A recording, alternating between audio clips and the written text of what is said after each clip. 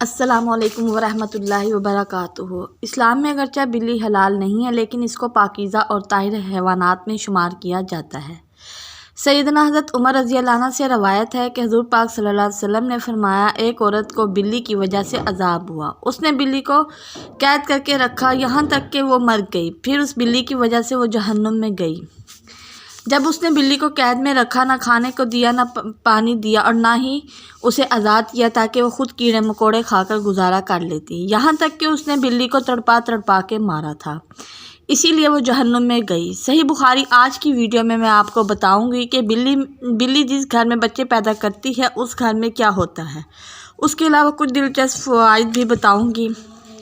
ایک سائنسی انداز کے مطابق انسان نے بلی کو 10,000 پہلے سدھایا یا پالتو بنایا تھا، اور بلی آج کے دور میں سب سے عام پالتو جانوروں میں سے ایک ہے۔ بلیوں کو پہل شاید اس وجہ سے سدھایا گیا کہ یہ چوہے کھاتی تھیں۔ اکثر اوقات جہاں اناج محفوظ کیا جاتا تھا وہاں انہیں پالا جاتا تھا، لیکن بعد ازاں ان کو انسان کے دوست اور پالتو جانوروں کے طور پر بھی پالا جانے لگا۔ پالتو بلیوں کے جسم پر لمبے یا چھوٹے بال ہوتے ہیں جن کی بنیاد پر ان کی اقسام اور نسلوں کا یقین کیا جائے گا۔ یاد رہے، بلی کا ذکر احادیث نبویہ صلی اللہ علیہ وسلم میں بھی ہوا ہے، اور روایات سے یہ بات ثابت ہوئی ہے کہ بلی اگر کھانے میں سے کچھ کھا جائے یا پانی پی جائے وہ پلیت نہیں ہوتا اور نہ ہی غلیظ ہوتا ہے، کیونکہ احادیث میں آتا ہے ایک عورت نے حضرت عائشہ رضی اللہ عنہ کو ہریسہ بھیجا تو وہ نماز پڑھ رہی تھی، اور پھر اس عورت نے وہ ہریسہ وہیں رکھ دیا اور پھر بلی آ گئی، اس نے اس میں سے کھا گئی۔ حضرت عائشہ رضی اللہ عنہ نے نماز کے بعد اسی جگہ سے ہریسہ کھایا جہاں سے بلی نے کھایا تھا، اور فرمایا، بلا شبہ رسول اللہ صلی اللہ علیہ وسلم کا فرمان ہے کہ بلی پلیت اور نجس نہیں ہے، بلکہ یہ تو تم پہ آنے جانے والیاں ہیں۔ پیارے بھائیوں، یاد رہے کہ بلیوں کو قدیم دور کے بعد اسلام پہ عقیدت دی گئی ہے، اور اسلام میں روایت کو اپنے بہترین انداز میں اپنا لیا جو اس عقیدت سے بالکل ہٹ کر ہے جو دیگر قدیم مذاہب میں بلی کو دی گئی ہے۔ کچھ مذاہب میں بلی کو ناپاک سمجھا جاتا ہے اور کچھ مذاہب میں اس کو حلال سمجھ کر کھایا بھی جاتا ہے، جبکہ اسلام نے ان کا گوشت کھانے سے منع کیا ہے،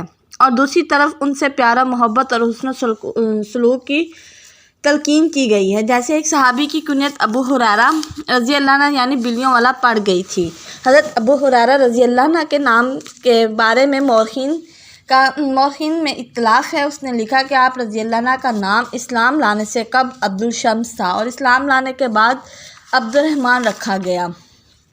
کسی نے عمر بن عامر لکھا تو کسی نے عبداللہ بن عامر لکھا، لیکن آپ رضی اللہ عنہ کا اصل نام رہج قول کے مطابق عبدالرحمن ہے۔ ابو ہریرہ آپ کی کنیت ہے، اور ابو ہریرہ رضی اللہ عنہ کنیت رکھنے کی وجہ یہ ہے کہ آپ کے پاس ایک بلی تھی جس کو آپ اپنے ساتھ رکھا کرتے تھے، اس لیے آپ کی کنیت ابو ہریرہ پڑ گئی۔ ایک دن ابو ہریرہ نے دیکھا کہ گرمی کی شدت سے ایک بلی دیوار کے ساتھ لپٹی ہوئی ہے، تو انہوں نے اسے اٹھا کر گرمی سے بچانے کے لیے اپنی آستین میں چھپا لیا۔ پیارے بھائیوں بہنوں، ایک سوال اکثر پوچھا جاتا ہے کہ آیا بلی کو گھر میں بلیاں پالی جا سکتی ہیں؟ تو اگر کسی کو شوق ہے تو بلیاں پال سکتا ہے، اگر ان کے کھانے پینے کا پورا خیال رکھا جائے اور انہیں کوئی تکلیف نہ دی جائے۔ سائنسی اعتبار کے لحاظ سے گھر میں بلی پالنے کا ایک بڑا فائدہ ہے، اس کے بالوں میں خاص قسم کے بیکٹیریا پائے جاتے ہیں، انسانی جسم میں ڈپریشن کو کم کرنے میں مدد دیتے ہیں۔ چنانچہ پالتو بلی کو اپنے ساتھ لپیٹ کر بٹھایا یا سلایا جائے، یہ نہ صرف آپ کی بلی کو خوشی کریں گے بلکہ آپ کو ڈپریشن سے بھی نجات دلائے گا۔ میں آپ کو بلی کے بارے میں دلچسپ معلومات بھی بتاؤں گی، لیکن پہلے آپ کو یہ بتاتی ہوں کہ جس گھر میں بلی بچے پیدا کرے تو اس بارے میں کیا کہا جاتا ہے۔ بعض لوگ گھر میں بلی کے بچے کو پیدا کرنے کو خوش عین سمجھتے ہیں اور کچھ اس کو گھر کی پریشانیوں کے ساتھ جوڑنے کی کوشش کرتے ہیں۔ تو یاد رہے، نہ تو بلی کے بچے پیدا کرنا منحوس ہے اور نہ ہی اس کا گھر کی خوشیوں سے کوئی تعلق ہے، بلکہ مسلمان کا کام ہے کہ ایسی باتوں پر یقین نہ کریں، صرف اللہ کی ذات پر یقین ہونا چاہیے۔ خوشی اور پریشانی کا تعلق اعمال کے ساتھ ہو سکتا ہے لیکن چیزوں کے ساتھ نہیں ہو سکتا۔ جیسے اب آپ کو بلی کے بارے میں کچھ مزید معلومات بتاتے ہیں۔ ماہرین کے مطابق بلی کی اوسط عمر 16 سے 17 سال ہوتی ہے، بلکہ اکثر بلیاں 20 سال کی عمر تک پہنچ جاتی ہیں۔ دو بلیاں کبھی بھی آپس میں میاؤں کر کے بات نہیں کرتی۔ جب بھی آپ کی بلی میاؤں کرے تو جان لیں وہ آپ سے مخاطب ہے۔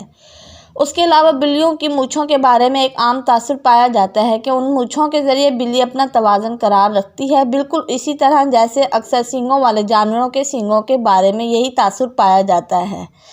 تاہم ماہرین کا کہنا ہے کہ تاثر سراسر غلط ہے۔ بلی کی مونچھوں کا اس کا جسمانی توازن کے ساتھ کوئی تعلق نہیں ہے۔ ماہرین کا کہنا ہے کہ بلی کی مونچھیں ایک سینسر کا کام کرتی ہیں، فاصلے، جگہ اور مختلف اشاروں اور جگہوں کا پتہ چلاتی ہیں اور بلی کو اس سے آگاہ کرتی ہیں کہ بلی اندھیرے میں بھی کسی جگہ، فاصلے اور ہر چیز کا پتہ چلا لیتی ہیں۔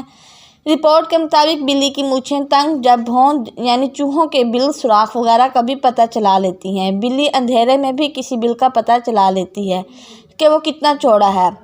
اگر کسی تنگ اندھیرے میں جانا چاہتی ہیں تو اس کی مونچھیں ہی بتاتی ہیں کہ وہ اس تنگ جگہ میں جا سکتی ہے کہ نہیں اور کہیں اندر پھنس تو نہیں جائے گی۔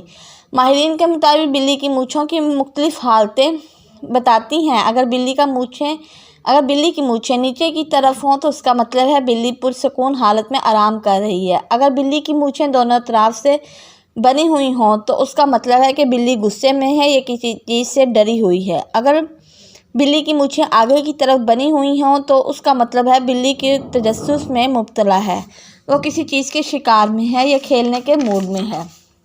ماہرین کا کہنا ہے کہ بلی کی مونچھیں چونکہ ایک باقاعدہ عضو ہیں جو اس کے لیے سینسر کا کام کرتی ہیں، چنانچہ کبھی بھی اس کی مونچھیں کاٹنا نہیں چاہیے، بلکہ ایسا